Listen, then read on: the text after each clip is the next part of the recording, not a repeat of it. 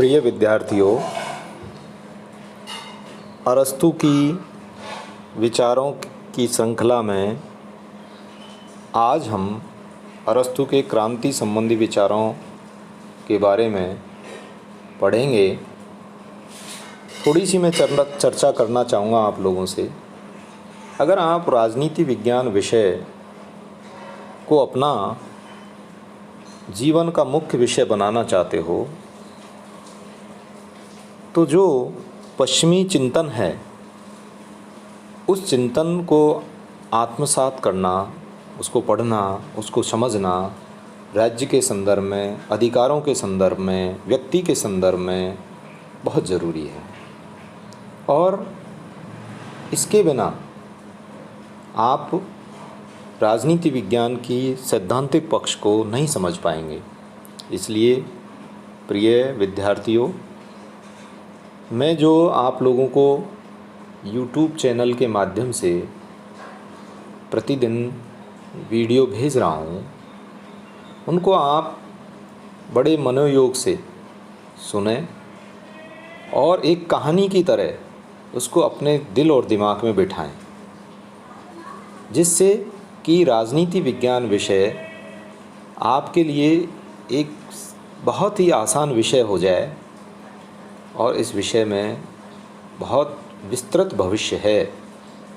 ये जीवन में दिन प्रतिदिन समाज या अन्य किसी भी प्लेटफॉर्म पर जीवन जीने के लिए आपको राजनीति विज्ञान विषय बहुत सहायक सिद्ध होगा। हाँ, तो हम अरस्तू के क्रांति संबंधी विचारों की बात कर रहे थे। अरस्तू क्रांति किसको कहता है? अरस्तू क्रांति किसी युद्ध को नहीं कहता। अरस्तू क्रांति किसी झगड़े को नहीं कहता। अरस्तू क्रांति किसी धरने प्रदर्शन को नहीं कहता। अरस्तू फिर क्रांति कहता किसको है? अरस्तू ने संविधानों का जो वर्गीकरण किया है, जब जब संविधान परिवर्तित होता है, किसी भी परिस्थिति में परिवर्तित होता है, उसमें किसी तरह का पूर्ण या आंशिक जो परिवर्तन होता है, अरस्तू ने उसको ही क्रांति कहा है। संविधान में पूर्ण परिवर्तन के परिणाम स्वरूप राज्य का सामाजिक, आर्थिक, राजनीतिक और प्रशासनिक स्वरूप पूर्णतः परिवर्तित हो जाता है।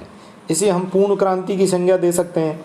किंतु जब संविधान में परिवर्तन के फलस्वरूप उसके किसी एक भाग में या थोड़े से भाग में परिवर्तन होता है तो इसे आंशिक क्रांति कहा जा सकता है। संविधान में परिवर्तन निर्वाचन द्वारा, धोखे से, सशस्त्र विद्रोह से अथवा अन्य रक्तहीन उपायों से भी हो सकता है।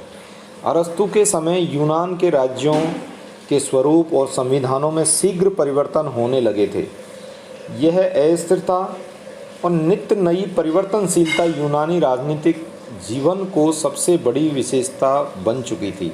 लगभग प्रत्येक नगर राज्य जो यूनान में स्थित थे विभिन्न शासन प्रणालियों, राजतंत्र, धनिक तंत्र, जनतंत्र, निरंकुशवाद आदि से गुजर चुके थे। इसलिए इस अस्थिरता के लिए अरस्तू ने क्रांति संबंधी विचार प्रस्तुत किए। अरस्तू के तत्कालीन समय के ये परिस्थितियां थी, इसलिए उसके मन में ये विचार व्यक्त हुए और उन विचारों को उसने अपनी पुस्तक द पॉलिटिक्स में उल्लेखित किया। क्रांतियों के प्रति अरस्तू के यथार्थवादी दृष्टिकोण के कारण ही पोलाक और अन्य विचारक मानते हैं कि अरस्तू ही वह प्रथम दार्शनिक है जिसने राजनीति को नीति शास्त्र से पृथक किया। यहाँ वह कौन? अरस्तू मैकियावेली के बहुत निकट आ जाता है। अर्थात ये विचार जो इनको राजनीति को नीति शास्त्र से अलग करने के हैं वो मैकियावेली के समकक्ष माने जाते हैं। अरस्तू ने क्रांति के स्वरूप को स्पष्ट करते हुए कुछ प्रकार बताए: आंशिक या पूर्ण क्रांति, रक्तपूर्ण और रक्तहीन क्रांति, व्यक्तिगत और गैर व्यक्तिगत क्रांति, वर्ग विशेष के विरुद्ध क्रांति, वैचारिक क्रांति। अब वो ये कहता है कि ये क्रांति के प्रकार तो हैं, लेकिन ये क्रांतियाँ कैसे होती हैं, क्यों होती हैं, इनके क्या क्या कारण हो सकते हैं। नंबर 1, जैसे क्रांति का मूल कारण क्या क्या हो सकते हैं। अरस्तू क्रांति का कारण समानता की भावना को मानता है। यह समानता 2 प्रकार की हो सकती है: संख्यात्मक समानता और योग्यता संबंधी समानता। विषमता का अंत करके समानता स्थापित करने की भावना से एक वर्ग दूसरे वर्ग के विरुद्ध क्रांति करता है। जब कभी जनता का कोई भाग यह अनुभव करता है कि उसके साथ अन्याय हो रहा है तो राज्य में क्रांति का बीजारोपण हो जाता है। दूसरा क्या कारण हो सकता है? क्रांतियों को सामान्य कारण और मैं आपको गिनाना चाहूँगा, जैसे शासकों की धृष्टता और न्याय की लालसा, लाभ की लालसा, सम्मान की लालसा, श्रेष्ठता की भावना, घृणा और परस्पर विरोधी विचारधाराएं, भय, द्वेष भावना, जातियों की विभिन्नता, राज्य के किसी अंग की अनुपात से अधिक असाधारण वृद्धि, निर्वाचन संबंधी षड्यंत्र, अल्प परिवर्तनों की उपेक्षा, विदेशियों के आने की खुली छूट देना, पारिवारिक विवाद होना, शासक वर्ग की असावधानी होना, मध्यम वर्ग का अभाव होना, शक्ति संतुलन नहीं होना। तो इस तरह के ये कुछ सामान्य कारण हो सकते हैं। तीसरे, विभिन्न शासन प्रणालियों के क्रांति के कारण कैसे हो सकते हैं? विभिन्न शासन प्रणालियों में क्या हो सकते हैं? जैसे एक तंत्र में क्रांति हो जाए, कुलीन तंत्र में हो जाए, प्रजातंत्र में क्रांति हो जाए। इस तरह से 3 महत्वपूर्ण कारण हैं क्रांतियों के, मूल कारण और सामान्य कारण और विभिन्न शासन प्रणालियों में क्रांति के कारण। अब अरस्तु इसके साथ साथ ही ये कहता है कि क्रांतियों से बचा भी जा सकता है। कैसे बचा जाए, उसके क्या उपाय बताता है, उन पर मैं प्रकाश डालना चाहूँगा।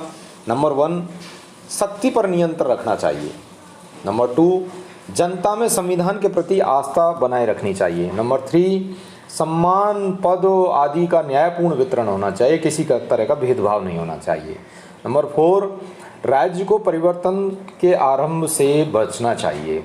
नंबर 5, आर्थिक असमानता को कम करने हेतु राज्य को उचित कदम उठाने चाहिए। नंबर 6, राज्य में धनिकों और निर्धनों के बीच संतुलन बनाए रखने के लिए मध्यम वर्ग को बढ़ावा देना चाहिए, अर्थात 3 वर्ग होने चाहिए, अमीर, गरीब और मध्यम वर्ग।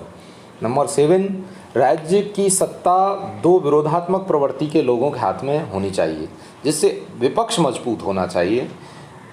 नंबर 8, सरकारी पदाधिकारियों की धनोपार्जन की भावना का दमन होना चाहिए, किसी तरह का भ्रष्टाचार नहीं होना चाहिए।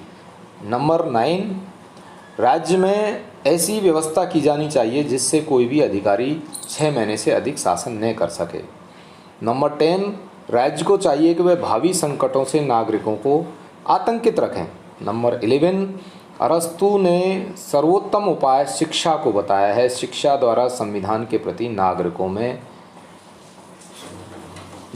में संविधान की पालना करने के लिए भावना पैदा करनी चाहिए, नागरिकों को जागरूक करना चाहिए। शिक्षा के माध्यम से नागरिकों को संविधान के प्रति, राज्य के प्रति उसको जो है कि समर्पित करना चाहिए, जिससे वो अपने राष्ट्र के प्रति समर्पित रहे। इस तरह से अरस्तु ने बहुत सारे कारण भी बताए हैं और समाधान भी बताए हैं। तो अरस्तु के बच्चों ये रहे आपके क्रांति संबंधी विचार, जो मैंने सरल शब्दों में आपके समक्ष प्रस्तुत करने की कोशिश की है। धन्यवाद। जय हिंद, जय भारत।